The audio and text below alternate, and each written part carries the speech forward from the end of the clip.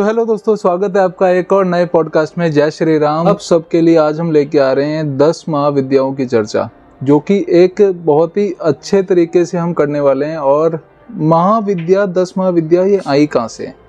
तो पहली बात तो हम ये करेंगे, इन सब चीज़ों को बताने के लिए आज हमारे साथ मौजूद हैं सुमन अर्पण जी। तो सुमन जी, बहुत बहुत स्वागत है आपका। जय माता जी। करण जी, कैसे हैं आप? बहुत बढ़िया। अब आपका सवाल है 10 महाविद्याएं।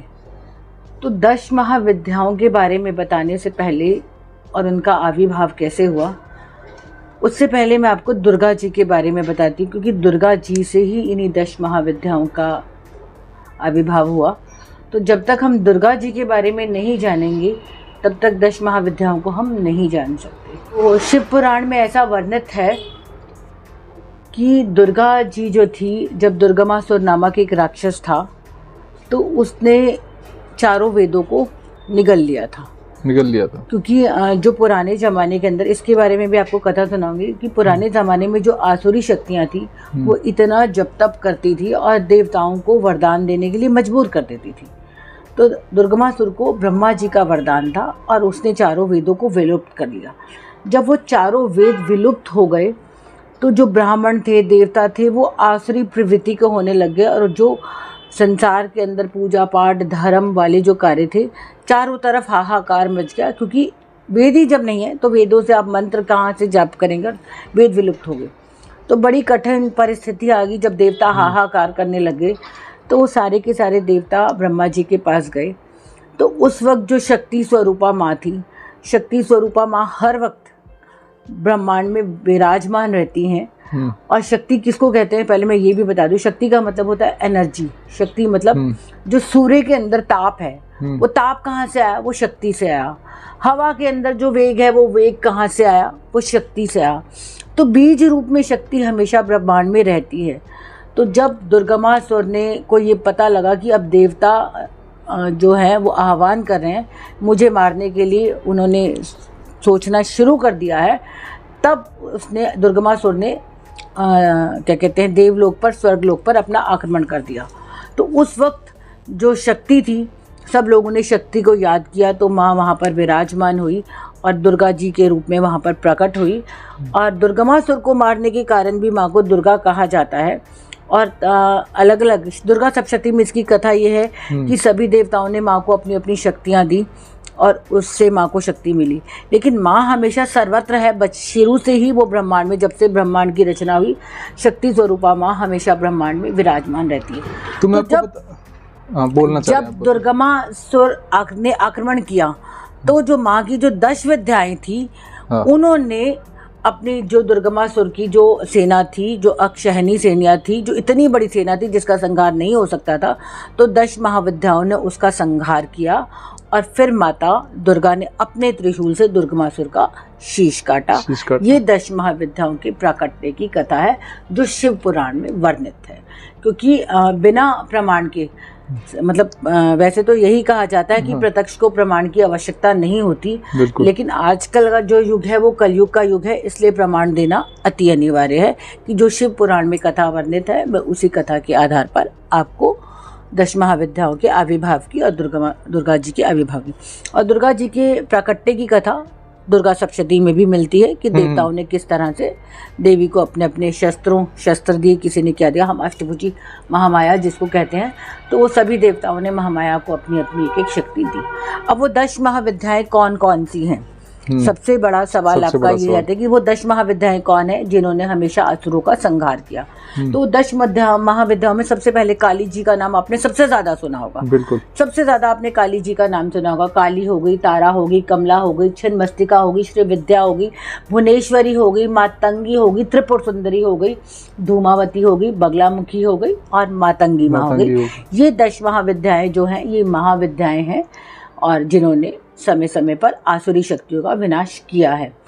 अब त्रिपुर सुंदरी को बहुत से लोग श्री राधा रानी भी कहते हैं। ये सबका अपना अपना भाव है।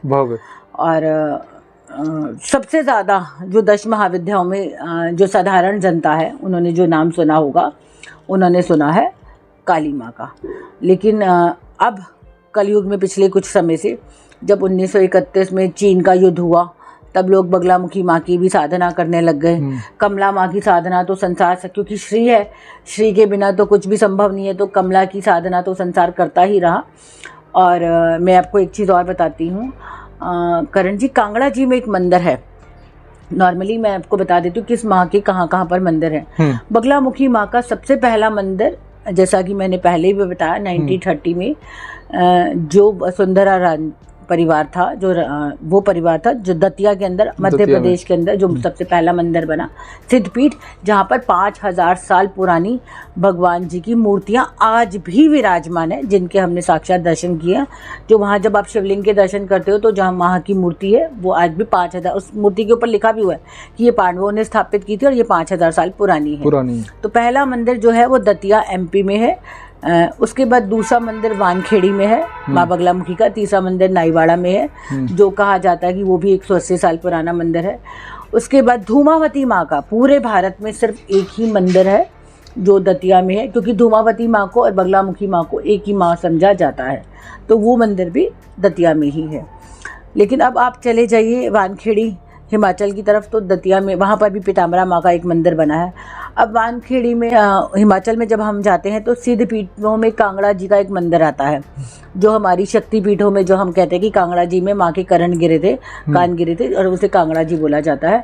तो वहाँ पर भी जो 10 महाविद्याओं का थोड़ा थोड़ा वर्णन है। लेकिन जो मंदिर बना हुआ वहाँ पे तारा माँ का छोटा सा, एक बिल्कुल छोटा सा, कांगड़ा जी के अंदर ही तारा माँ का मंदिर बना हुआ है। तो लोगों के अंदर कहीं ना कहीं ये भी थोड़ी सी वो है कि ये तारा माँ वो है जो तारा माँ दुर्गा जागरण की कथा में आती है। तारा वो तारा है या तारा 10 महाविद्याओं की तारा है, तो लोगों के अंदर ये भी थोड़ा सा भ्रम है। तो ये जो तारा माँ का मंदिर बना वो ये 10 महाविद्याओं की तारा माँ है। तारा माँ को धनवर्षिणी तारा माँ भी कहा जाता है। और वहीं पर छिन्नमस्तिका माँ का भी स्वरूप है, स्वरूप नहीं है मतलब पिंडी रूप में नहीं है, लेकिन तस्वीर रूप में वहाँ पर 10 महाविद्याओं का वर्णन वहाँ पर आपको कांगड़ा जी में मिल जाएगा कि 10 महाविद्याएं कौन कौन सी है, वो आपको कांगड़ा जी के मंदिर कांगड़ा जी में मिलेगा। हिमाचल में जब हम जाते हैं तो सिद्ध पीठों में कांगड़ा जी का एक मंदिर आता है, जो हमारी शक्ति पीठों में, जो हम कहते हैं कि कांगड़ा जी में माँ के करण गिरे थे, कान गिरे थे, और उसे कांगड़ा जी बोला जाता है। तो वहाँ पर भी जो 10 महाविद्याओं का थोड़ा थोड़ा वर्णन है। लेकिन जो मंदिर बना हुआ वहाँ पे तारा माँ का छोटा सा, एक बिल्कुल छोटा सा, कांगड़ा जी के अंदर ही तारा माँ का मंदिर बना हुआ है। तो लोगों के अंदर कहीं ना कहीं ये भी थोड़ी सी वो है कि ये तारा माँ वो है जो तारा माँ दुर्गा जागरण की कथा में आती है। तारा वो तारा है या तारा 10 महाविद्याओं की तारा है, तो लोगों के अंदर ये भी थोड़ा सा भ्रम है।